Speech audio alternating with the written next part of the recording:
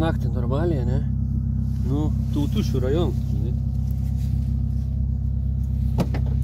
Ala. Čia ne tema.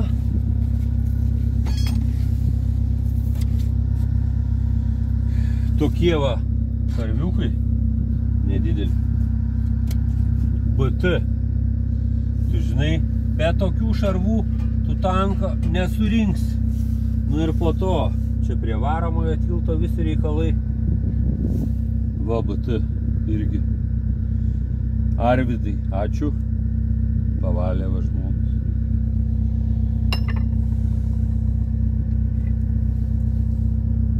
Ir nežinomų visokių detalių.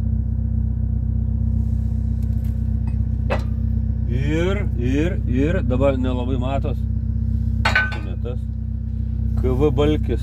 KV balkis. Jisai ten iki priekinių sėdynių. Va. KV vidinės konstrukcijos balkis. Žodžiu, nuo lengvųjų tankų iki sunkiųjų, bet tai tik tai 41 metai. Ir čia dar biškį.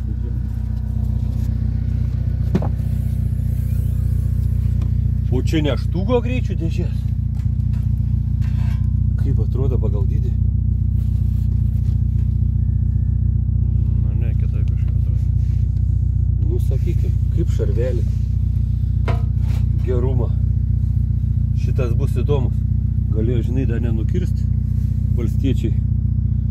Tie meistrai kalviai, bet nu... Ačiū, kad tiek paliko.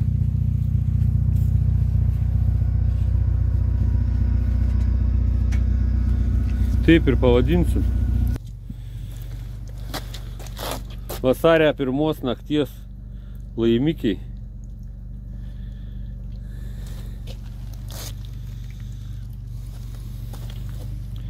KV. Nežinomų dalykų yra. Nežinomų liukų. BT7.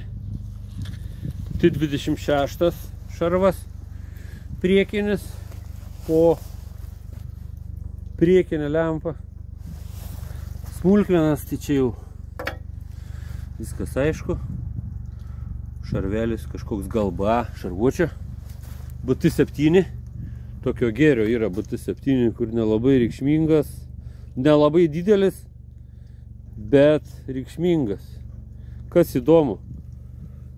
Vikšrinio Zyso, kaip gal jau minėjau, važiuoklės dalis ir smulkmenos BT. Va taip, šitas konstruktorius renkasi taip. Šarvuotis didysis tas B10.